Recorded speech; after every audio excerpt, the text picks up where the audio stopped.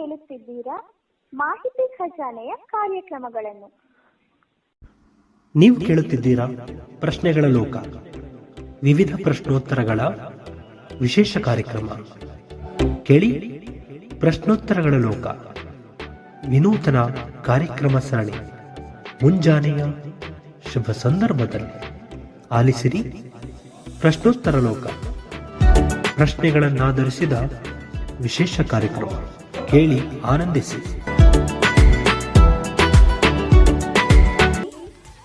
Bell icon ಅನ್ನು click ಮಾಡುವುದರ ಮೂಲಕ ಸಬ್ಸ್ಕ್ರೈಬ್ ಆಗಿ. ನಮಸ್ಕಾರ ಸ್ನೇಹಿತರೆ, ಮಾಹಿತಿ ಖಜಾನೆಯ ಪ್ರಶ್ನೆಗಳ ಲೋಕ ಕಾರ್ಯಕ್ರಮಕ್ಕೆ ಪ್ರೀತಿಯ ಸ್ವಾಗತ. ಗೆಳೆಯರೇ, ನಾವು ಪ್ರಮುಖ ಪ್ರೇಕ್ಷಣೀಯ ಸ್ಥಳಗಳು ಅಂದರೆ ಪ್ರಮುಖ ಸ್ಥಳಗಳ ಪ್ರಾಮುಖ್ಯತೆಗಳು, ಇದರ ಬಗ್ಗೆ ತಿಳ್ಕೊಳ್ತಾ ಇದ್ದೀವಿ. ಇದು ಕಡೆಯ ಭಾಗವಾಗಿರುತ್ತೆ. ನಾವು 2 ಭಾಗದಲ್ಲಿ ಇದನ್ನು ಮುಗಿಸ್ಬೇಕು ಅಂತ ಅಂದ್ಕೊಂಡಿದ್ವಿ, ಆದರೆ ತುಂಬ ಉದ್ದ ಆದರೂ ಯಾರೂ ಕೇಳಲ್ಲ ಅಂತ ಹೇಳಿ 3 ಭಾಗದಲ್ಲಿ ಇದನ್ನು ಪ್ರಸಾರ ಮಾಡಿದ್ವಿ. ಸೊ ಮುಂದಿನ ವಾರದಿಂದ ಮತ್ತೊಂದು ವಿಷಯದ ಬಗ್ಗೆ ನಿಮ್ಮ ಮುಂದಿಡುತ್ತೇವೆ. ಅಲ್ಲಿಯವರೆಗೆ ಮಾಹಿತಿ ಖಜಾನೆಯ ಕಾರ್ಯಕ್ರಮಗಳನ್ನ ಕೇಳ್ತಾ ಇರಿ ಅಂತ ಹೇಳ್ತಾ, ಬನ್ನಿ ಇವತ್ತಿನ ಕೊನೆಯ ಭಾಗವನ್ನು ಕೇಳೋಣ, ಆನಂದಿಸೋಣ. ಹಾಗೆ ಸಬ್ಸ್ಕ್ರೈಬ್ ಮಾಡ್ಕೊಳ್ಳಿ, ಮರೆಯಬೇಡಿ. ಎಲ್ರಿಗೂ ಒಳ್ಳೆಯದಾಗಲಿ. ನಮಸ್ಕಾರ. ಇನ್ನು ಬಾದಾಮಿ ಇತಿಹಾಸ ಪ್ರಸಿದ್ಧ ಸ್ಥಳ. ಇಲ್ಲಿನ ಗುಹಾಂತರ ದೇವಾಲಯಗಳು ಪ್ರಸಿದ್ಧವಾಗಿರುವುದನ್ನು ನಾವಿಲ್ಲಿ ಗಮನಿಸುತ್ತೇವೆ. ಬಾಬಾ ಬುಡನಗಿರಿ 6124 ಅಡಿ ಎತ್ತರದ ಒಂದು ಬೆಟ್ಟ ಅಂತಲೇ ಹೇಳ್ಬೋದು ಇದನ್ನು. ಈ ಪ್ರಶ್ನೆ ನಿಮಗೆ ಬರಬಹುದು, ಬಾಬಾ ಬುಡನಗಿರಿಯ ಎತ್ತರ ಎಷ್ಟು ಅಂತ. ಆಗ ನೀವು 6124 ಅಡಿ ಎತ್ತರದ ಒಂದು ಬೆಟ್ಟ ಅಂತ ಉತ್ತರವನ್ನು ಬರೀಬಹುದು. ಭಾರತದಲ್ಲಿ ಕಾಫಿ ವ್ಯವಸಾಯಕ್ಕೆ ಒಂದು ಮೂಲ ಸ್ಥಾನ ಅಂತಲೇ ಇದನ್ನು ಹೇಳ್ಬೋದು. ಇನ್ನು ವಿಜಯಪುರ, ಇದನ್ನು ಬಿಜಾಪುರ ಅಂತಲೇ ಕರೀತಾ ಇದ್ರು, ಈಗ ವಿಜಯಪುರ ಆಗಿದೆ. ಇಲ್ಲಿ ನಿಮಗೆಲ್ಲ ಗೊತ್ತಿದೆ ಗೋಲ್ ಗುಂಬಜ್, ಇದು ಪ್ರಸಿದ್ಧವಾದಂಥ ಒಂದು ಸ್ಥಳ. ಹಾಗೆ 7 ಮಂಜಿಲ್, ಬಾರಕ್ ಮಾಲ್, ಮಲ್ಲಿಕ್ ಇ ಮೈದಾನ್, ಇವು ಪ್ರಮುಖವಾದಂತಹ ಒಂದು ಸ್ಥಳ ಅಂತ ಇಲ್ಲಿ ಹೇಳ್ಬೋದು. ಬಿಳಿಗಿರಿ ರಂಗನ ಬೆಟ್ಟ, ಇಲ್ಲಿ ರಂಗನಾಥ ಸ್ವಾಮಿಯ ದೇವಾಲಯವಿದೆ. ಹಾಗೆ ವಿಶೇಷ ಅಂದರೆ ಸೋಲಿಗರು ಇಲ್ಲಿ ವಾಸವಾಗಿದ್ದಾರೆ. ಇನ್ನು ಬೆಂಗಳೂರು, ಕರ್ನಾಟಕದ ರಾಜಧಾನಿ. ಹಾಗೆ ಕಬ್ಬನ್ ಪಾರ್ಕ್, ಲಾಲ್ಬಾಗ್, ಅರಮನೆ, ಗಂಗಾಧರೇಶ್ವರ ದೇವಾಲಯ, ಇನ್ನು ಹಲಸೂರು ಸೋಮೇಶ್ವರ ದೇವಾಲಯ, ಕೋಟೆ ವೆಂಕಟರಮಣ ಸ್ವಾಮಿ ದೇವಾಲಯ, ವಿಧಾನ ಸೌಧ. ಇನ್ನು ಬೇಲೂರು, ಇಲ್ಲಿ ಹೊಯ್ಸಳರ ವಿಶ್ವಪ್ರಸಿದ್ಧ ಚನ್ನಕೇಶವ ದೇವಾಲಯ ಇರೋದನ್ನು ನಾವಿಲ್ಲಿ ಮುಖ್ಯವಾಗಿ ಗಮನಿಸ್ತೇವೆ. ಹಲವಾರು ವಾಸ್ತು ಒಂದು ಶಿಲೆಗಳು ಇಲ್ಲಿ ಇರೋದನ್ನು ನಾವು ಮುಖ್ಯವಾಗಿ ಗಮನಿಸ್ತೇವೆ. ಶಿಲಾಬಾಲಿಕೆಯರು ಹಾಗೂ ರಾಮಾಯಣ, ಮಹಾಭಾರತದ ಒಂದು ಪ್ರಸಂಗಗಳ ಕೆತ್ತನೆಯನ್ನು ಕೂಡ ಇಲ್ಲಿ ಮಾಡಲಾಗಿದೆ. ಹಾಗೆ ಸುಂದರವಾದ ಕಂಬಗಳು ಇಲ್ಲಿಯ ಒಂದು ಗಮನಾರ್ಹ ಸಂಗತಿಯಾಗಿದೆ. ಇನ್ನು ಬಂಡೀಪುರ ವನ್ಯ ಮೃಗಧಾಮ, ಇದರ ಒಂದು ವಿಶೇಷತೆ. ಇನ್ನು ಭಟ್ಕಳ ಸುಂದರ ಬಂದರು, ಭದ್ರಾ ಅಭಯಾರಣ್ಯ ಹಾಗೆ ವನ್ಯ ಮೃಗಧಾಮ ಕೂಡ ಇರೋದು ವಿಶೇಷ.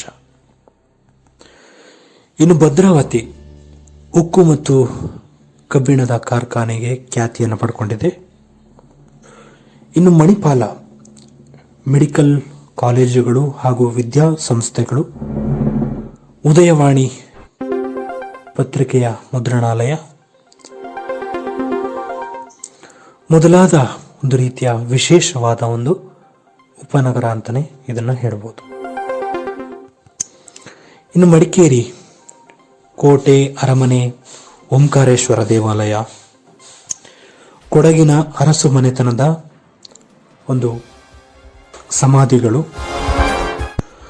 ರಾಜಪೀಠ ಇವುಗಳಿಗೆಲ್ಲ ಖ್ಯಾತಿಯನ್ನು ಪಡ್ಕೊಂಡಿದೆ. ಇದನ್ನು ಮಂಜಿನ ನಗರಿ ಅಂತಲೂ ಕೂಡ ಕರೀತಾರೆ. ಇನ್ನು ಮಲಕ್ಕೇಡ, ಇದು ರಾಷ್ಟ್ರಕೂಟರ ಒಂದು ರಾಜಧಾನಿಯಾಗಿದ್ದಂತಹ ಊರು. ಇನ್ನು ಮಲಪ್ರಭಾ ಅಣೆಕಟ್ಟು, ಇದು ನವಿಲು ತೀರ್ಥ ಅಣೆಕಟ್ಟು ಅಂತಲೂ ಕೂಡ ಇದಕ್ಕೆ ಹೇಳ್ತಾರೆ. ಸವದತ್ತಿಯ ಸಮೀಪ ಮಲಪ್ರಭಾ ನದಿಗೆ ಅಡ್ಡಲಾಗಿ ಈ ಒಂದು ಅಣೆಕಟ್ಟನ್ನು ಕಟ್ಟಲಾಗಿದೆ. ಮಲ್ಪೆ ರಮಣೀಯ ಸೌಂದರ್ಯವುಳ್ಳಂತಹ ಒಂದು ಬಂದರು. ಮೀನುಗಾರಿಕೆಗೆ ಈ ಒಂದು ತಾಣ ಹೆಸರಾಗಿರೋದನ್ನು ಗಮನಿಸ್ತೇವೆ. ಇನ್ನು ಮಾಗೋಡು ಜಲಪಾತ, ಇದು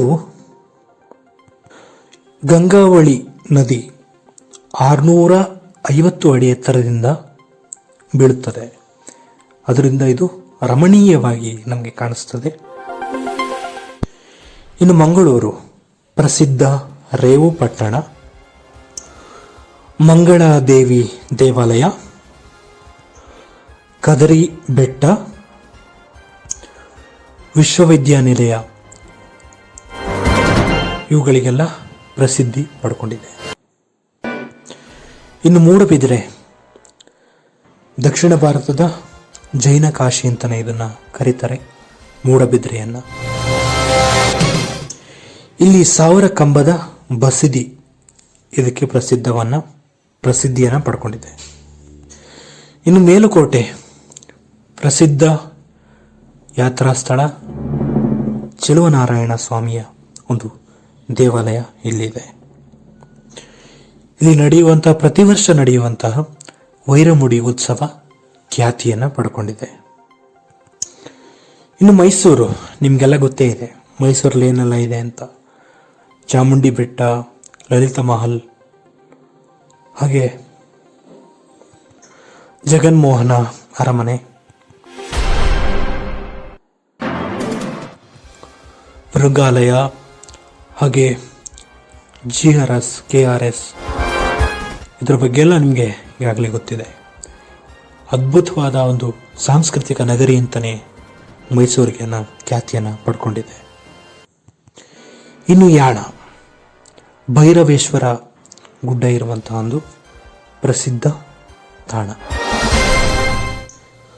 ರಾಮನಾಥಪುರ ಇದನ್ನು ದಕ್ಷಿಣ ಕಾಶಿ ಅಂತಲೇ ಪ್ರಸಿದ್ಧಿಯನ್ನು ಪಡ್ಕೊಂಡಿದೆ. ಇಲ್ಲಿ ಸುಮಾರು 7 ದೇವಾಲಯಗಳು ಇಲ್ಲಿರೋದನ್ನು ನಾವು ಗಮನಿಸ್ತೇವೆ. ಸುಬ್ರಹ್ಮಣ್ಯ ದೇವಸ್ಥಾನ, ಹಾಗೆ ಅದನ್ನು ಸುಬ್ರಹ್ಮಣ್ಯೇಶ್ವರ ಅಂತಲೂ ಕೂಡ ಹೇಳ್ತಾರೆ. ಹಾಗೆ ಪಟ್ಟಾಭಿರಾಮ ಮೊದಲಾದ 7 ದೇವಾಲಯಗಳು ಇಲ್ಲಿ ಪ್ರಮುಖವಾಗಿವೆ. ಇಲ್ಲಿ ಇನ್ನೊಂದು ವಿಷಯ ಏನಂದರೆ, ಭಾರೀ ಪ್ರಮಾಣದಲ್ಲಿ ಮೀನಿರುವಂತಹ ವಹಿನಿ ಈ ಒಂದು ನದಿ ಪ್ರಮುಖವಾದಂತಹ ಪಾತ್ರವನ್ನು ವಹಿಸುತ್ತೆ. ಇನ್ನು ಲಕ್ಕುಂಡಿ, ಇದು ಸುಮಾರು 50 ದೇವಾಲಯಗಳು ಒಂದೇ ಊರಿನಲ್ಲಿರುವಂತಹ ಒಂದು ಊರು. ಇದನ್ನು ಲಕ್ಕುಂಡಿ ಅಂತ ಹೇಳ್ತಾರೆ. ಇನ್ನು ಲಾಲ್ಗುಡಿ ಜಲಪಾತ, ಇದು ಕಾಳಿ ನದಿ ಸೃಷ್ಟಿಸಿರುವಂತಹ ಒಂದು ಜಲಪಾತ. ಇದು 300 ಅಡಿ ಎತ್ತರ ಇರೋದನ್ನು ನಾವಿಲ್ಲಿ ಗಮನಿಸ್ತೇವೆ. ಈ ಪ್ರಶ್ನೆ ಕೂಡ ನಿಮಗೆ ಬರಬಹುದು. ಇನ್ನು ಲಕ್ಷ್ಮೇಶ್ವರ, ಇದೊಂದು ಇತಿಹಾಸ ಪ್ರಸಿದ್ಧ ಸ್ಥಳ ಅಂತಲೇ ಹೇಳ್ಬೋದು. ಹಾಗೆ ಸೋಮೇಶ್ವರ ದೇವಾಲಯ. ಇನ್ನು ವೇಣೂರು 35 ಅಡಿ ಎತ್ತರದ ಗೊಮ್ಮಟೇಶ್ವರ ಮೂರ್ತಿಗೆ ಪ್ರಸಿದ್ಧಿಯನ್ನು ಪಡ್ಕೊಂಡಿದೆ. ಇನ್ನು ಶಿವಗಂಗೆ ಒಂದು ಗಿರಿಕ್ಷೇತ್ರ, ಬೆಟ್ಟದ ಮೇಲೆ ಹಲವಾರು ದೇವಾಲಯಗಳು ಇರೋದನ್ನು ಇಲ್ಲಿ ನಾವು ಗಮನಿಸ್ತೇವೆ. ಇನ್ನು ಶಿರಸಿ ಮಾರಿಕಾಂಬ ದೇವಾಲಯಗಳಿಗೆ ಖ್ಯಾತಿಯನ್ನು ಪಡ್ಕೊಂಡಿದೆ.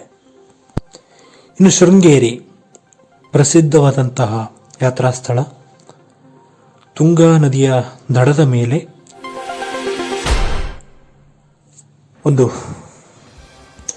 ವಿದ್ಯಾಶಂಕರ ಎಂಬಂಥ ಒಂದು ದೇವಾಲಯ ಕೂಡ ಇದೆ. ಸುಂದರವಾದ ದೇವಾಲಯ. ಆದಿಶಂಕರಾಚಾರ್ಯರು ಇಲ್ಲಿ ಶಾರದಾ ವಿಗ್ರಹವನ್ನು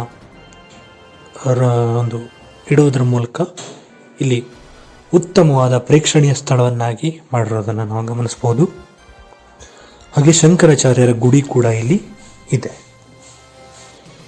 ಇನ್ನು ಶ್ರವಣಬೆಳಗೊಳ ತಮ್ಮೆಲ್ಲರಿಗೂ ಗೊತ್ತಿದೆ, 1000 ವರ್ಷಗಳ ಹಿಂದೆನೇ ಒಂದೇ ರೀತಿಯಲ್ಲಿ ಕೆತ್ತಲಾದಂತಹ ಗೊಮ್ಮಟೇಶ್ವರ ಮೂರ್ತಿ, 58 ಅಡಿ ಎತ್ತರದ ಒಂದು ಗೊಮ್ಮಟೇಶ್ವರ ಮೂರ್ತಿ ಇರುವಂತಹ ಒಂದು ಪ್ರಸಿದ್ಧವಾದ ಸ್ಥಳ. ಇನ್ನು ಶ್ರೀರಂಗಪಟ್ಟಣ ಪ್ರಸಿದ್ಧ ರಂಗನಾಥ ಸ್ವಾಮಿ ದೇವಾಲಯ ಹಾಗೂ ಕೋಟೆ, ದರ್ಯಾ ದೌಲತ್ ಬಾಗ್, ಹಾಗೆ ಕಾವೇರಿ ತೀರದ ದ್ವೀಪ ಪಟ್ಟಣ ಅಂತಲೂ ಕೂಡ ಇದನ್ನ ಹೇಳಬಹುದು.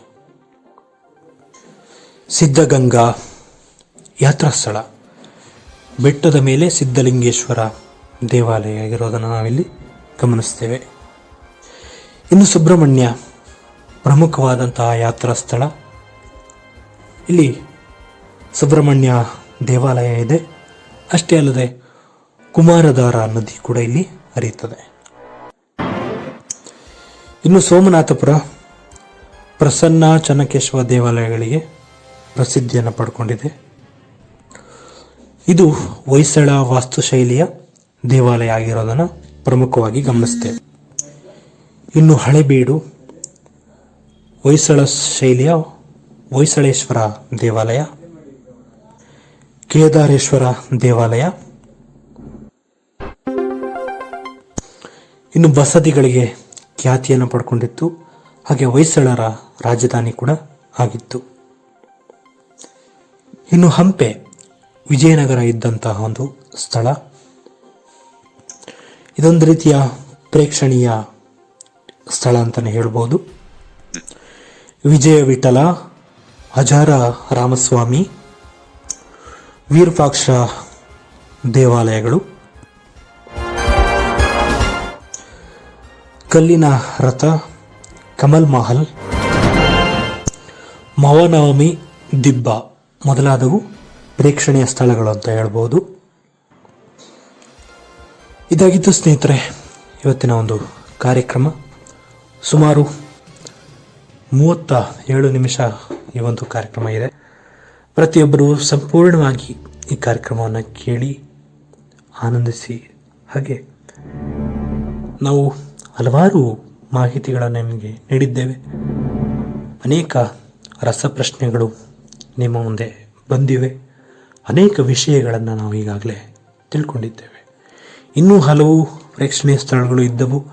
ಆದರೆ ಇಲ್ಲಿ ಪ್ರಮುಖವಾಗಿ ನಮ್ಮ ಒಂದು ಪರೀಕ್ಷಾ ದೃಷ್ಟಿಯಿಂದ ಏನು ಬೇಕು ಅಷ್ಟನ್ನು ಮಾತ್ರ ಇಲ್ಲಿ ತಿಳಿಸ್ಕೊಟ್ಟಿದ್ದೇನೆ. ಅಷ್ಟೇ ಅಲ್ಲದೆ ಇಲ್ಲಿ ಕೆಲವೊಂದು ಬದಲಾವಣೆಗಳು, ಹೊಸ ಹೊಸ ಆವಿಷ್ಕಾರಗಳು ಆಗಿರ್ಬೋದು. ಅದರ ಬಗ್ಗೆ ಮಾಹಿತಿ ಸಿಕ್ಕರೆ ಖಂಡಿತವಾಗ್ಲೂ ನಿಮ್ಮ ಮುಂದೆ ಹಂಚ್ಕೊಳ್ತೀನಿ. ಹಾಗೆ ಈ ಕಾರ್ಯಕ್ರಮವನ್ನು ಒಂದೊಂದು ಭಾಗವಾಗಿ ಪ್ರಸಾರ ಮಾಡ್ತೇವೆ. ಸಂಪೂರ್ಣವಾಗಿ ಕೇಳಿ. ಹಾಗೆ ಯಾಕಂದರೆ ತುಂಬ ಉದ್ದ ಆದರೆ ಯಾರೂ ಕೂಡ ಕೇಳಲ್ಲ. ಇದು ಕೊನೆಯ ಭಾಗವಾಗಿತ್ತು. ಇಲ್ಲಿವರೆಗೆ ಕೇಳಿದಂಥ ತಮ್ಮೆಲ್ಲರಿಗೂ ಕೂಡ ಧನ್ಯವಾದಗಳು. ನಮಸ್ಕಾರ.